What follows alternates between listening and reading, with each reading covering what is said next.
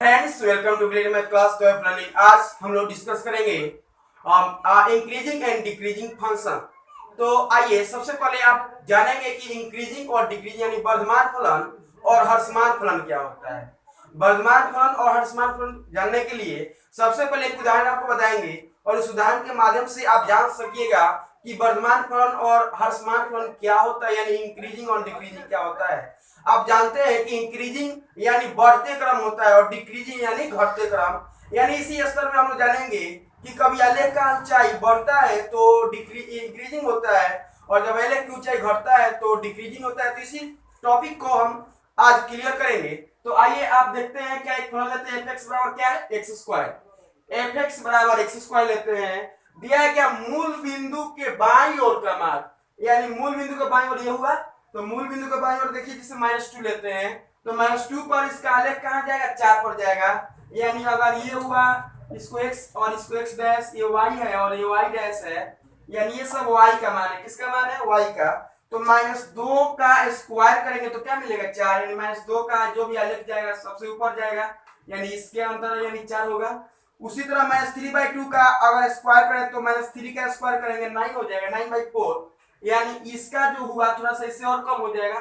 और उसके बाद -1 का करेंगे तो -1 का और थोड़ा कम हुआ। यानी देख रहे हैं ना, सबसे पहला जो आलेख है सबसे बड़ा है और उसके बाद जो छोटा वाला उससे और छोटा है और इसके बाद वाला और छोटा। यानी मूल बिंदु से जैसे जैसे हम बाएं से दाएं की तरफ जा रहे हैं, बाएं से दाएं की तरफ, तो आलेख की ऊंचाई देखिए, ये घटा, उसके बाद ये घटा, ऐसे ही घट रहा है ना। यानी -1 पर 1 हो गया, -1/2 पर 1/4 हो गया, 0 पर 0 हो गया। यानी मूल बिंदु से बाएं से दाएं जाने पर आलेख की ऊंचाई क्या हो रही है, घट रही है। यानी क्या लिखेगा, जैसे जैसे हम बाएं से दाएं जाते हैं आलेख की ऊंचाई घटती है। आलेख की ऊंचाई क्या होती है, घटती। तो एक बात याद रखिए कि x का मान 0 से छोटा के लिए आलेख की ऊंचाई जब हम बाएं से दाएं की तरफ जाते हैं तो घटता है। यानी ये जो फलन होगा, यानी ये वाला स्तर जो होगा ह्रासमान होगा। क्या होगा जी, ह्रासमान। क्या होगा जी, ह्रासमान, यानी डिक्रीजिंग फंक्शन होगा। कौन फंक्शन होगा, डिक्रीजिंग, यानी डिक्रीज कर रहा है, घट रहा है। ठीक है, अब आइए देखते हैं एफ एक्स बराबर एक्स स्क्वायर वाई फलन। अब हम क्या करेंगे, x का मान जो रखेंगे पॉजिटिव रखेंगे और पॉजिटिव रखने के बाद देखेंगे कि क्या मान उसका आ रहा है। तो देखिए बेटा, अगर 0 रखते हैं तो 0 का स्क्वायर 0 हो गया, 1/2 रखते हैं तो 1/4 हो गया, 1 रखे तो 1 आ गया, 3/2 रखे तो 9/4 आ गया, 2 रखे तो 4 आ गया। यानी आप देख रहे हैं क्या कि बाएं से दाएं की तरफ जाते हैं, यानी पहले 0 रखे तो 0 से और बड़ा हुआ, 1/2 पर थोड़ा सा और बड़ा हुआ, 1 पर तो और बड़ा हुआ होगा, 3/2 का और थोड़ा बड़ा, और 2 पर देखिए टोटल सबसे बड़ा दिख रहा है। यानी आपको यहां मिला कि जैसे जैसे हम बाएं से दाएं की तरफ जाते हैं आलेख की ऊंचाई मूल बिंदु के यानी x का मान 0 से 12 के लिए बढ़ता है। वहीं अगर देखते हैं यहाँ आलेख तो x का मान 0 से छोटा के लिए आलेख का मान क्या होता है, घटता है। यानी आपको मिला कि x का मान 0 से छोटा के लिए जो फलन होगा, x का मान 0 से जो लिए जो छोटा x का मान 0 से छोटा के लिए जो फलन होगा वह क्या होगा, तो वह होगा ह्रासमान फलन। कैसा फलन, ह्रासमान फलन। और वहीं अगर हम बाएं से दाएं की तरफ जाते हैं और आलेख की ऊंचाई क्या होती है, बढ़ती है, तब वह फलन कहलाएगा कैसा फलन, ह्रासमान फलन। यानी लिखे हैं क्या, जैसे जैसे बाएं से दाएं जाते हैं तो आलेख की ऊंचाई बढ़ती है, यानी x का मान 0 से 12 के लिए फलन वर्धमान फलन कहलाएगा। कैसा फलन कहलाएगा, वर्धमान फलन। तो आइए देखिए आप फलन, जैसे मान लीजिए दो फलन दिया रहा है fx1 और fx2, तो हम कैसे मतलब उसको डिक्लेयर करेंगे कि कौन वर्धमान फलन है और कौन ह्रासमान फलन है।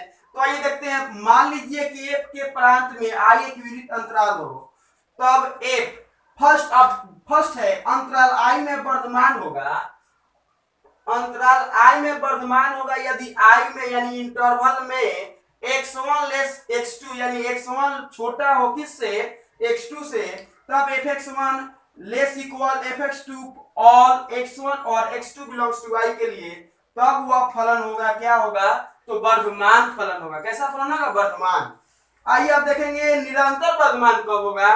तो निरंतर वर्धमान में ज्यादा कुछ नहीं जानना है, बस इस इक्वल का चिन्ह हटा दीजिए और बाकी वैसे ही रहेगा। दिया है कि अंतराल i में निरंतर वर्धमान फलन होगा यदि i में x1 लेस x2 यानी लिखेंगे x1 छोटा है x2 से, तब fx1 less fx2 for all x1 and x2 belongs to i के लिए, तो फलन क्या होगा, निरंतर वर्धमान फलन होगा।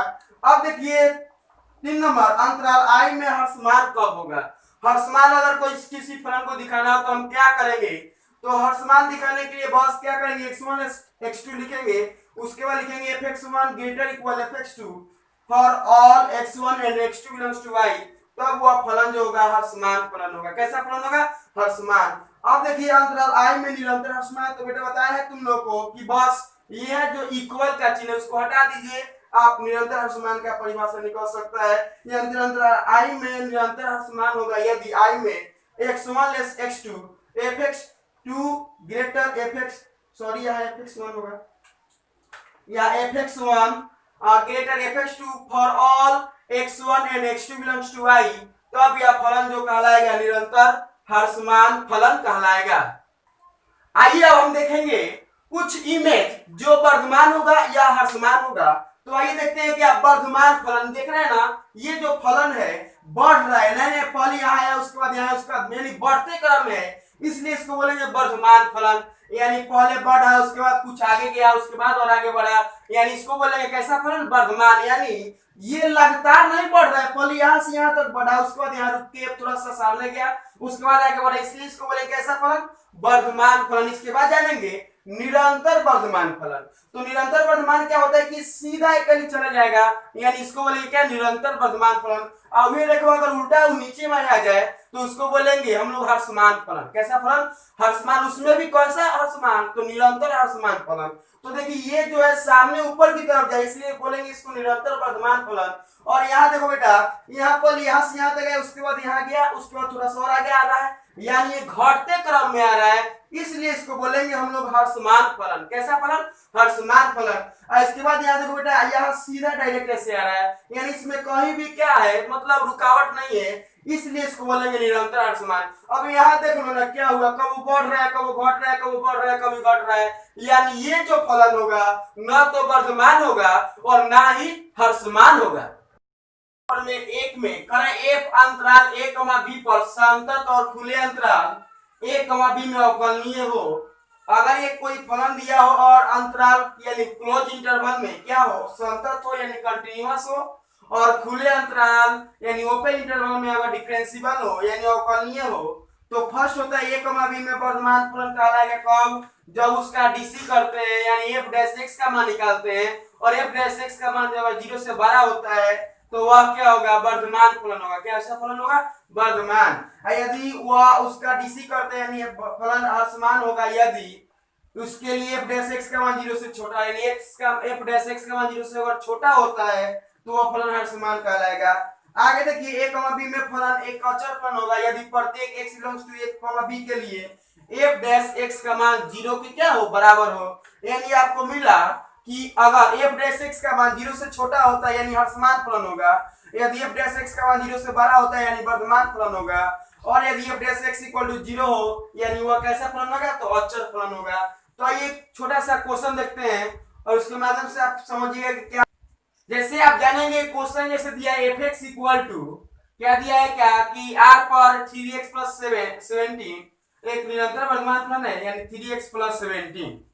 इसको जानना है क्या कि ये क्या वर्धमान फलन है या निरंतर वर्धमान फलन, यानी f डैश x निकालेंगे और f डैश x का मान जानते हैं 3 हो जाएगा और ये तो कांस्टेंट है इसलिए 0 हो जाएगा।